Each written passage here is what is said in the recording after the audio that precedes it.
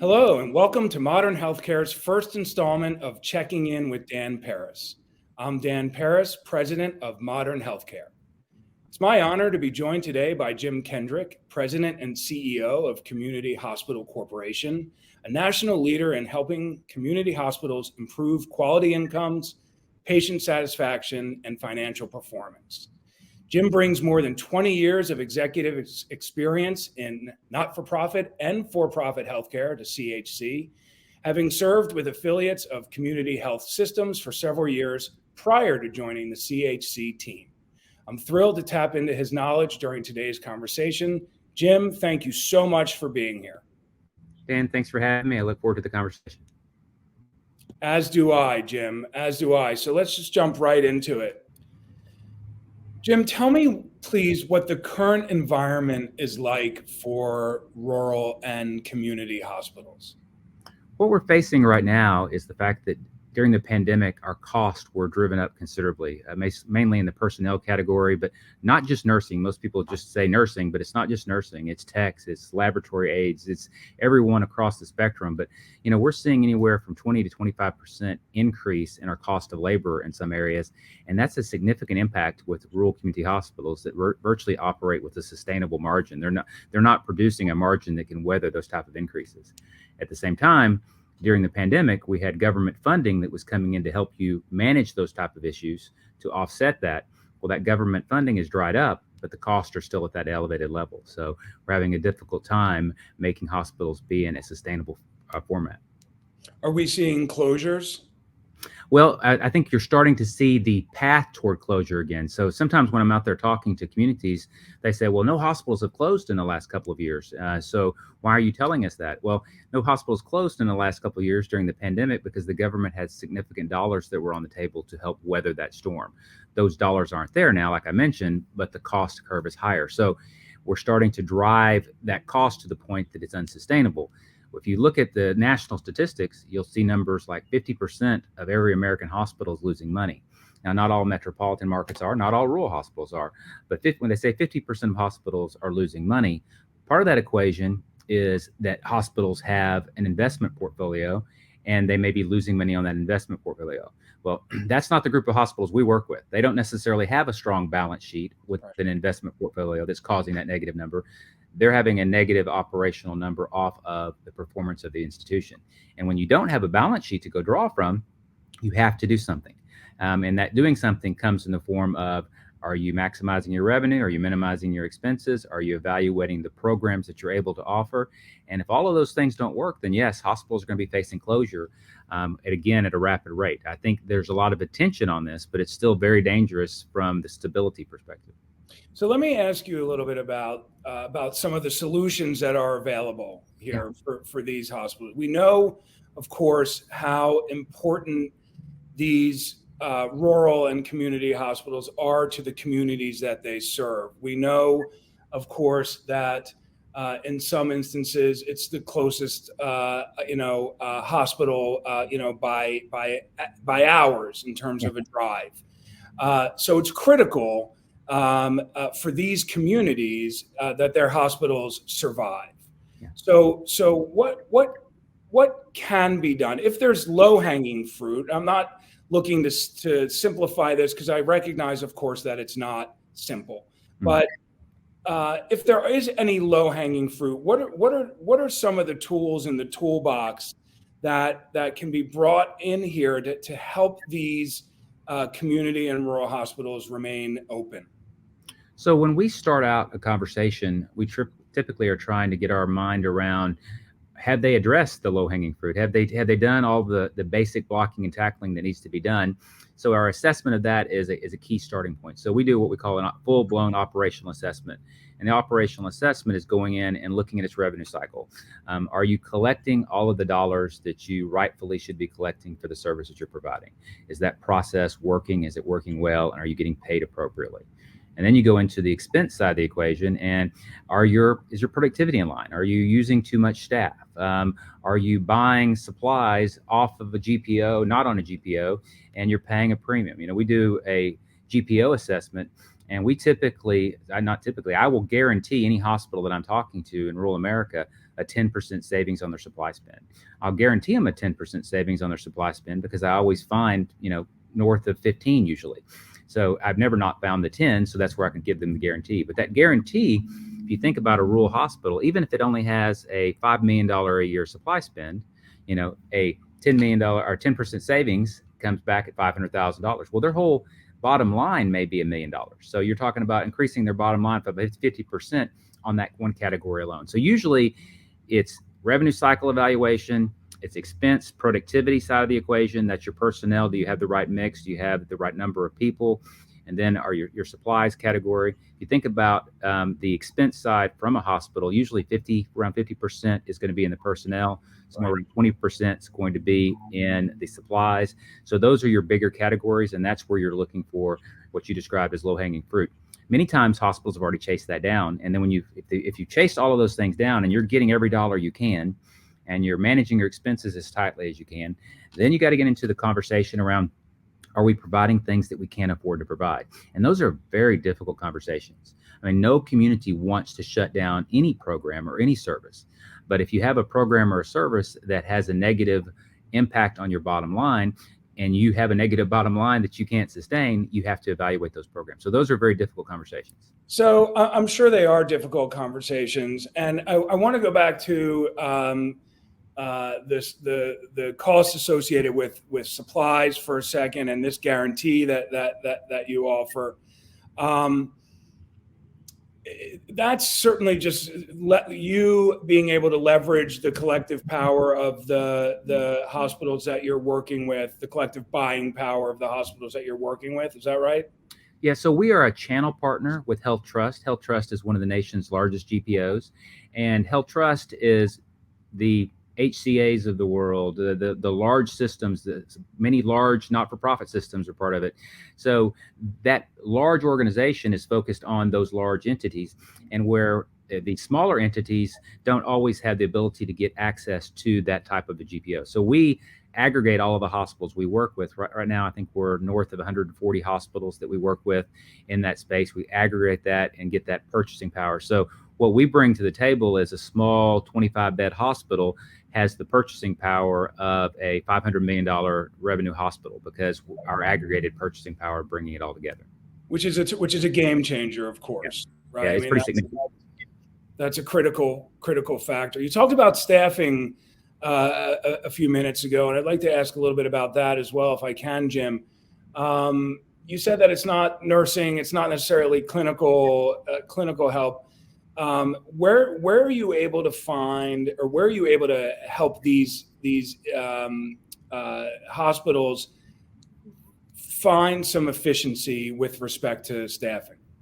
So, many times if you're in a small rural community and you're working in your own silo, you've been doing things the way you've been doing them forever. And you don't really have the opportunity to see other models and see other methods that could give you as good of an outcome or a better outcome, but with a different model of delivery. So we just bring them the opportunity to see, you're doing it this way, and it's taking you this number of man hours to accomplish that task. Well, here's a different way you can do it. And again, we're there. We have a variety of forms. We have ownership models, we have management models, we have lease models, but many times we're there just on a consulting basis. So we're not there to say, you will do this. We're there to say, here are some things for you to consider. And we bring those options to the table. And those options to consider usually improve the performance of the organization. Sometimes it actually improves the whole process, not just the cost. So you give them a new way of doing things. In some ways, sometimes it's things that they just haven't thought about because they've done it the same way they've done it forever. Yeah. Jim, some people have pointed to the rural emergency hospital designation as an option here for financially challenged facilities. Are there challenges with rural emergency hospital designation? So the rural emergency hospital designation is the first new designation in over 25 years. So until a couple of recently you could be a fee-for-service, a PPS hospital, or you could be a critical access hospital. Well, now with this new designation, it affords a hospital, especially a small rural hospital, the opportunity to pursue this model where they receive a monthly guaranteed payment. It's around $277,000 a month. And then they also receive a premium on the billings from the government of 5%. So instead of 100%, you get 105%. So it brings additional resources. What it also does, though, is it has restrictions, and those restrictions are what are painful. You can no longer do inpatient care at all. Now, you can have outpatient care, you can have outpatient surgery, you can have observation, you have an emergency room. So when someone has chest pain in the middle of the night or someone's having a stroke, so the community gets to maintain its safety net aspect, but it doesn't get to maintain its inpatient criteria for taking care of patients. So it's not something that typically an organization wants to do. It's typically an option when an organization is saying, we've evaluated all of our revenue cycle, we've evaluated our expense, we've evaluated our programs, and we can't make this work. But we want the community to maintain a level of care. So we've been successful at putting in a rural emergency hospital, have one operating under that model now. And again, I tell people, if you can operate successfully without doing that, you probably don't want to do it. It is the vehicle that you're pursuing because the other options have been vetted and they're not going to get you to where you need to be. The other piece of that is there are certain government programs that add value that right now they're not able to be maintained with the REH, like a 340B program for buying drugs. You can't do both right now. So some of those things may work themselves out and it may become a more viable option. But right now, only a handful of states have actually adopted it. So the federal government passed it. The states have to adopt the regulations, and not every state has done it yet. But I think that will be a continued expansion of options. And when hospitals under the traditional model have explored everything they can explore and they're faced with closure, they may say, well, let's see what a rural emergency hospital, that's still going to maintain a certain level of service. It's going to maintain a certain level of coverage for our community. It's not necessarily ideal. We would rather be operating over here, but if we are facing that or closure, then it is a way for them to maintain a level of service. Jim, you alluded a few minutes ago to the fact that some hospitals are being forced to make the very difficult decision to close down some programs or departments within their institutions. Which departments are those? What are you seeing? So some of the first ones that get attention are OB programs. So you may have a community that has a hospital that has an OB program that's doing 10 or fewer deliveries a month, and the cost required to maintain all of the things necessary to safely do those 10 deliveries a month is considerably more than the revenue that's generating. Now, the ability to have a positive bottom line on a service doesn't necessarily mean that the service should go away. You want those services for your community. But what happens is if you're at a financial situation where that negative impact of that program is so negative that it puts the organization at whole in jeopardy, you have to start making those decisions. So OB is one of the programs, sadly, that happens first because of the high cost that it requires to operate it and the low margin associated with it. Where larger organizations with larger volumes are able to help is they can have NICUs, and that higher level intensity care for that OB population helps make that balance work. But you're not going to see a NICU in a small rural hospital and with a small number of programs. So the OB program, many times there's some infusion type programs that are out there that you just, the cost of the medications, the cost of the programs to be offering. And then there's different elements of other programs where you may not shut down an entire program, but you may not offer certain elements of it because of the cost of some of those elements. But I think typically no one wants to be doing anything to limit services, but in that space, one of the ones that you sadly see first is the OB programs. And Jim, is there anything that the communities themselves can and should be doing that can help the hospitals that serve them? Or is there anything, I guess, to put it another way, right, that the hospitals themselves could be asking the communities to do to help? So one of the things that's important is for a hospital to do a good job of educating the community about the financial position and status of the hospital and its position for being sustainable. And if it's on a path where there's a concern, they need to be communicating that. The leadership team needs to be out in the community talking to county commissioners, talking to the mayor, talking to city council members, talking to the Lions Club, talking to the Rotary Club. You have to be getting that message out because many people just assume that it's there. And then when they hear, oh, something's happening, or we're having to shut a service, or we're having to close, or we're talking about closing, they're devastated. Like, oh, we can't believe this. Something's got to happen. Now, there are a lot of communities out there that have a tax base. So there's a tax base that helps bring revenue in to help offset the negative performance of the hospital financially. And those places are out there. So some of them are working in that model. And again, you have to be communicating, explaining what's going on so they understand the dynamics. But there's constant pressure to reduce the revenue stream going into hospitals, and there's constant pressure driving up the expenses in hospitals. And every hospital also survives significantly on what you'll in the industry here referred to as supplemental payments. So there's a state model, there's a federal model where you're getting additional funding, supplemental payments for various types of issues, like carrying a disproportionate share of business that's uncompensated, like carrying trauma designation. So there's certain things that will get you supplemental payments, and those supplemental payments are often changing. So you'll go through a year, and the next year it'll change, and then you're not going to be getting what you expected, and you'd counted on that from your revenue stream. So part of having that message out there is where people are aware so that they understand, so they can be a voice when those changes are being discussed and talked about, so that you have an opportunity to try to get some attention on what's going on so that the community doesn't wake up one morning and is without its hospital. Well, and that's the fear, right? I mean, that is the worst case scenario for these communities. So as we look to wrap this conversation up, do me a favor, Jim, give me a prediction if you can. I know you don't have a crystal ball, or if you do, it doesn't work any better than the one that I might have, and I recognize that.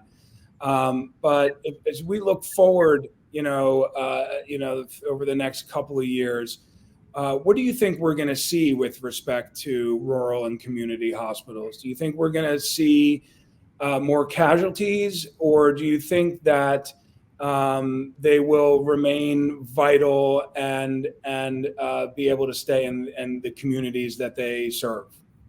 So the vitalness of them, the necessity of them doesn't go away with the fact that our model may not support them in their ability to be sustainable. I do think we're going to have some casualties. I think we're going to lose some hospitals. I think when that happens, it starts drawing attention, and there starts to get a little more focus. But I do think we're going to have some casualties. I think we will lose some hospitals. Some hospitals will go to the rural emergency hospital designation. It may be not the best option, but it may be an option that sustains a level of care for their community. I think we'll also see some of the mid-sized hospitals that historically were able to do a little bit better because they had a little more volume. You're going to see them start to struggle because of their cost curve, because of their continued pressures in the revenue side. And you're going to see some of them start to look at greater level of consolidation like we've seen in the past. So finding ways to align with the system, finding ways to group together, finding ways to become part of a co-op. But you're going to see some realignment for some of that mid-sized market. And then the smaller market, you're going to see some convergence to rural emergency hospital, continued pressure to restructure a model that provides as much care for the community as you can. Jim, thank you for that, and thank you for your time today. Unfortunately, that's all the time we have today, and we've covered a lot here, and many of the ideas you shared, I think, will help our audience build resilience at their own organizations. So, Jim, thank you for offering your expertise, and viewers, thank you for watching, and please stay tuned for the next installment of Checking In with Dan Paris.